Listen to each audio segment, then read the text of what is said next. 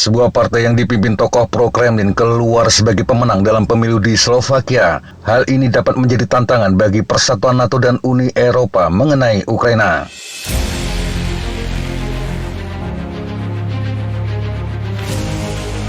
Dalam pemilu yang digelar Sabtu 30 September 2023 tersebut, Partai Populis SMER yang dipimpin Robert Fico memenangkan hampir 24% suara, sementara Progresif Slovakia atau PS memenangkan sekitar 18%. PS adalah sebuah partai liberal dan pro-Ukraina.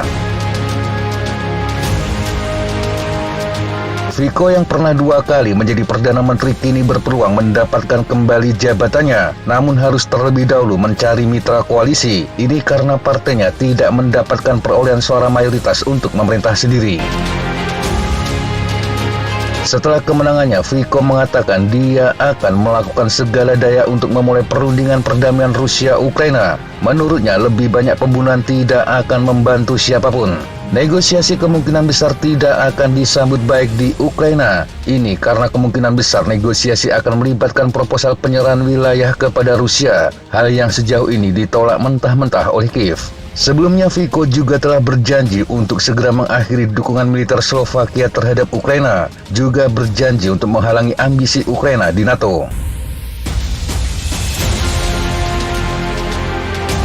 Sementara Partai Hellas yang berhaluan kiri moderat menempati posisi ketiga dengan sekitar 15% suara. Mereka bisa menjadi penentu kemenangan. Hellas adalah partai yang dipimpin oleh mantan anggota SMER. Hellas dibentuk setelah terjadi perselisihan internal di tubuh SMER. Tetapi bahkan berkoalisi dengan pemenang ketiga belum akan tercapai suara mayoritas. Masih ada 7 partai politik yang mencapai ambang batas 5% yang diperlukan untuk memasuki parlemen. Negosiasi koalisi hampir pasti akan melibatkan banyak pemain. Ini bisa memakan waktu lama serta berantakan. Peter Pellegrini, pemimpin Hellas, mengatakan partainya akan membuat keputusan yang tepat untuk menjadi bagian dari pemerintahan. Dalam kampanye pemilu, Hellas tidak menjelaskan secara jelas posisinya terhadap Ukraina. Pellegrini hanya menyebut Slovakia tidak punya apa-apa lagi untuk disumbangkan ke Kiev. Namun juga mengatakan negaranya harus terus memproduksi amunisi yang dikirim ke Ukraina.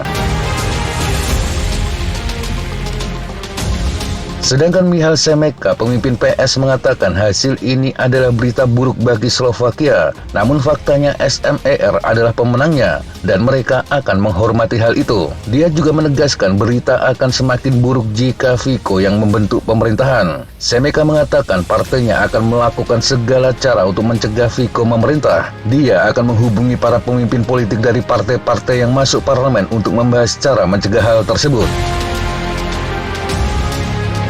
Slovakia, sebuah negara di Eropa Timur yang berpenduduk sekitar 5,5 juta jiwa dan merupakan anggota NATO serta Uni Eropa. Mereka termasuk di antara sedikit negara Eropa yang mendorong sanksi keras Uni Eropa terhadap Rusia. Negara ini juga telah menyumbangkan peralatan militer dalam jumlah besar ke Kiev, termasuk MiG-29 Fulcrum.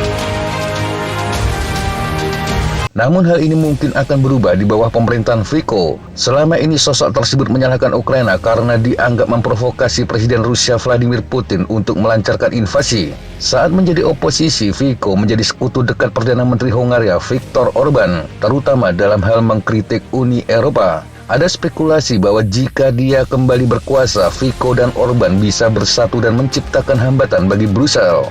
Jika Partai Hukum dan Keadilan yang berkuasa di Polandia berhasil memenangkan masa jabatan ketiganya dalam pemilihan parlemen bulan depan, blok ini bisa menjadi lebih kuat. Fico sebelumnya menjabat sebagai Perdana Menteri Slovakia selama lebih dari 1 dekade. Pertama antara tahun 2006 hingga 2010 dan kemudian dari tahun 2012 hingga 2018. Dia terpaksa mengundurkan diri pada Maret 2018. Ini setelah berminggu-minggu terjadi protes massal atas pembunuhan jurnalis investigasi Jan Kuciak dan tunangannya. Kuciak sebelumnya melaporkan korupsi di kalangan elit negara, termasuk orang yang berhubungan langsung dengan Fico dan SMER.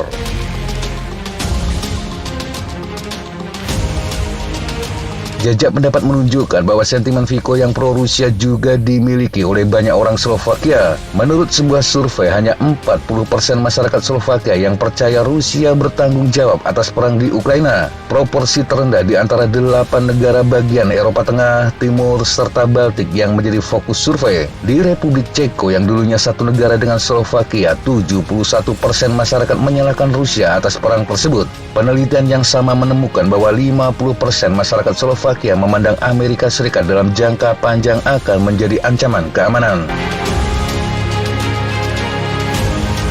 Di bagian lain, kabar buruk untuk Ukraina juga datang dari Amerika. Pada Sabtu 30 September 2023, Kongres Amerika meloloskan rancangan undang-undang belanja jangka pendek selama 45 hari. Sebuah langkah untuk menghindari Amerika dari shutdown, dan RUU tersebut tidak mencakup pendanaan tambahan untuk Ukraina.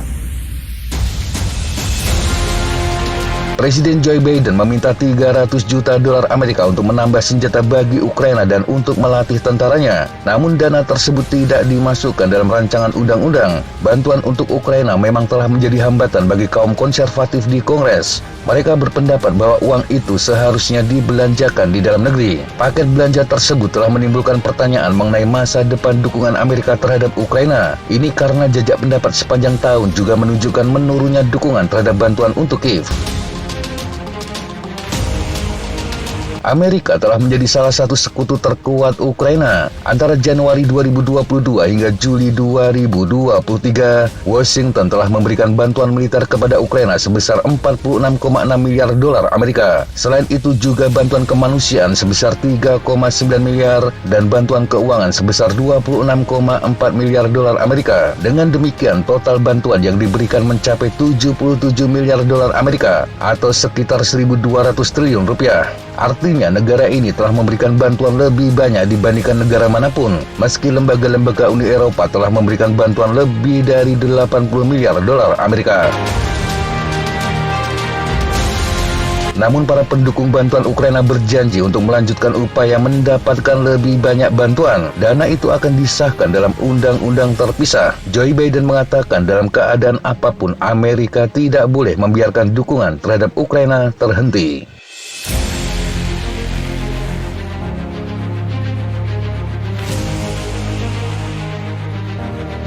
Demikian sahabat Jatapa informasi yang bisa kita sampaikan untuk kesempatan kali ini. Sampai jumpa di kesempatan yang berbeda. Tetap semangat dan jaga kesehatan. Salam Fly Like an Eagle, Fight Like a Falcon.